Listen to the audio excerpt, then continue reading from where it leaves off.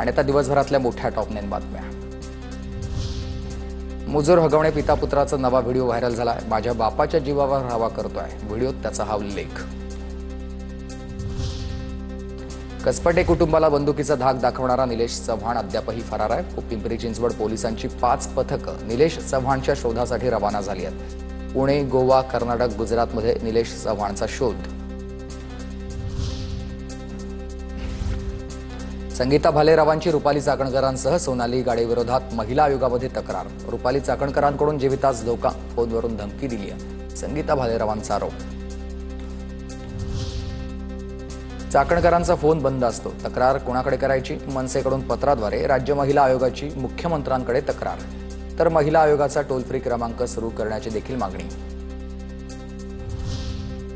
पुण्यामध्ये राज्य महिला आयोगाच्या अध्यक्षा रुपाली चाकणकर यांच्या विरोधामध्ये आंदोलन सुरूच। चाकणकर यांचा राजीनामा घ्यावा, शरद पवार गटाच्या महिला आघाडीचं मुख्यमंत्र्यांना हे पत्र।